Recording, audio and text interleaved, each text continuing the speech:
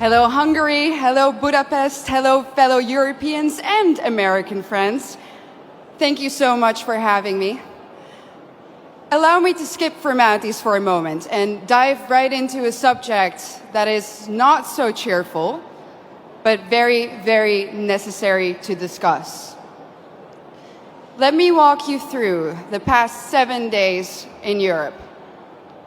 This week in Stockholm, 3 elderly women in their 70s were stabbed in broad daylight on the streets. In London, 4 people were stabbed in a time span of just 42 hours. In Paris, hundreds of African migrants took to the street to riot. And in Brigalow, also in France, yet another church was burned down to the ground. And that, ladies and gentlemen, is just a few incidents in just a couple of days on our beautiful continent. But we all know that these incidents aren't incidents anymore.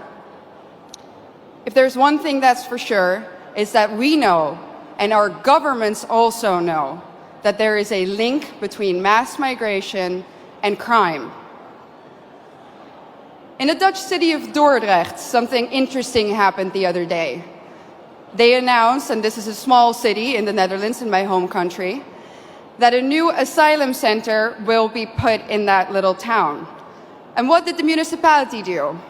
They said, we are going to offer citizens who live in the vicinity of this center €1,000 to take extra safety measures. Our new reality in Europe consists of frequent rapes, stabbings, killings, murders, shootings, even beheadings. But let me be clear about one thing. This did not used to happen before. This is a newly imported problem. Samuel P. Huntington predicted this over 25 years ago when he wrote, and I quote, "In the new world of mass migration, the most pervasive, important and dangerous conflicts will not be between the social classes. They will not be between the rich and the poor. They will be between peoples belonging to different cultural entities. Tribal wars and ethnic conflicts will occur within civilizations." Well, boy, was he right.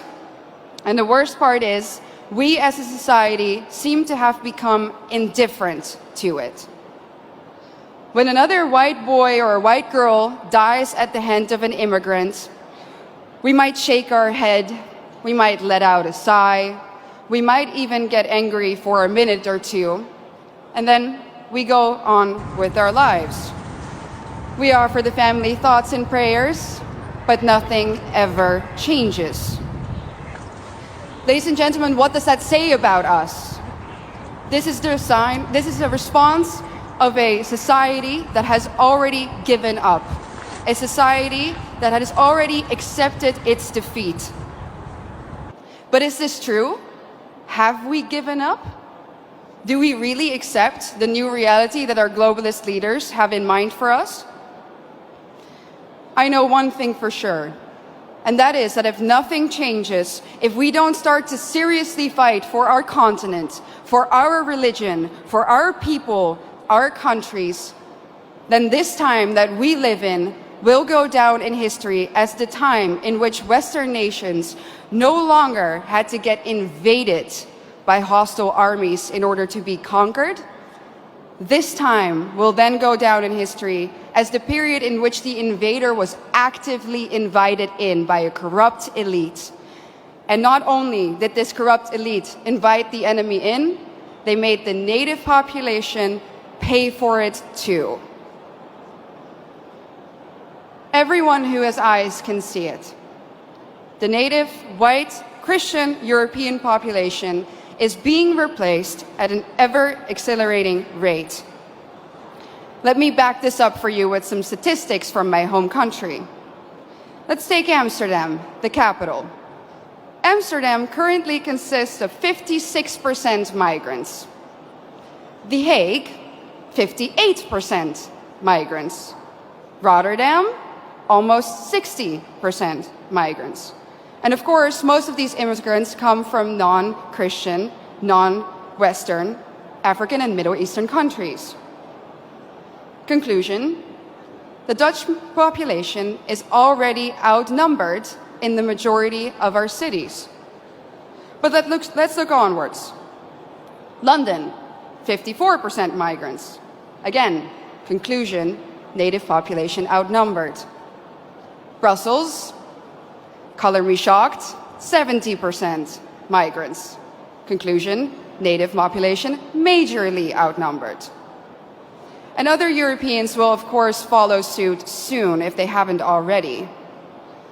So I'm going to draw the forbidden conclusion here.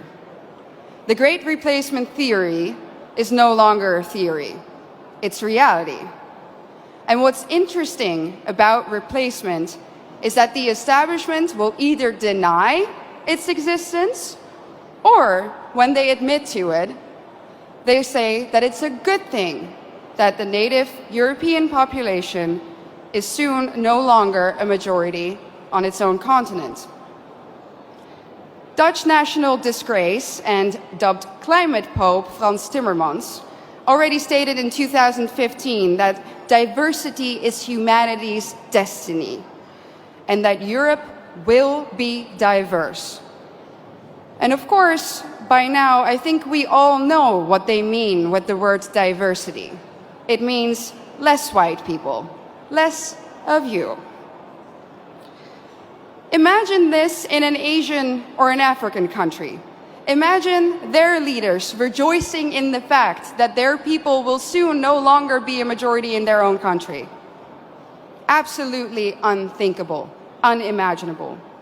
So what in the world is wrong with our leaders? The underlying sentiment of what they say is always the same. Our establishment claims that white people are evil and that our history is somehow fundamentally different from that of others. Consciously or unconsciously, they have sucked up the lies and the anti-white dogmas of the neo-Marxist critical race theory.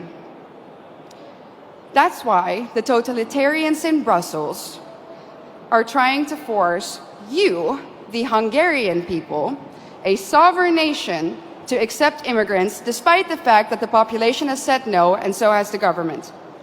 But make no mistake, the majority of the Dutch people haven't asked for this either. Just like Brussels is forcing Hungary to accept these hordes of immigrants, they are doing the same now, even in the smallest of towns in the Netherlands.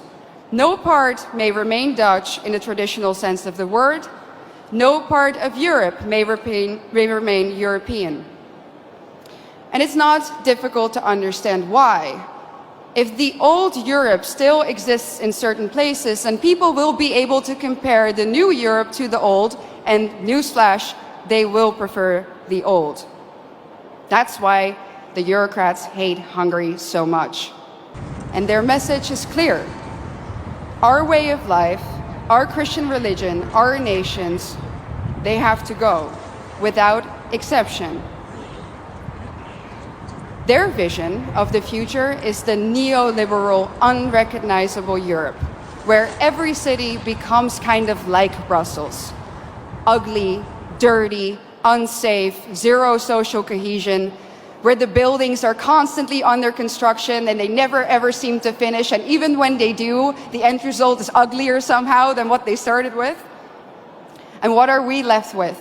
A permanent state of isolation, confusion, and disorientation. Ladies and gentlemen, welcome to the New World Order.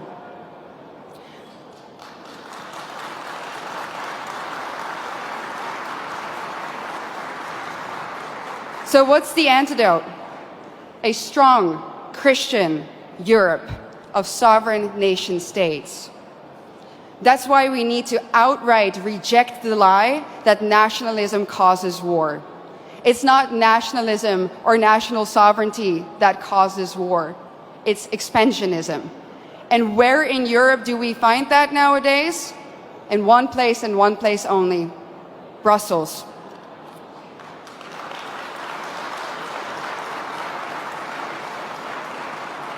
Isn't it funny how the same people who erode our national sovereignty and love to... When we hear that Christian kids in Germany are now converting to Islam to fit in, do we do enough?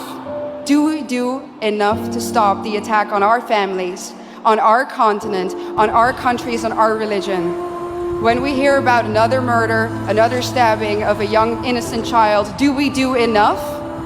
When we know that our national sovereignty has been given up in less than a century to Brussels, do we do enough? When we hear that Christian kids in Germany are now converting to Islam to fit in, do we do enough? I don't think so. The totalitarian institute of the European Union needs to come down. Let me be clear, I don't believe in reforms. When the foundation of your institution is rotten, and that is the case in Brussels, you can rebuild the house on top of it all you want, but it's still going to crumble. Hello Hungary, hello Budapest, hello fellow Europeans and American friends. Thank you so much. I just died on your own.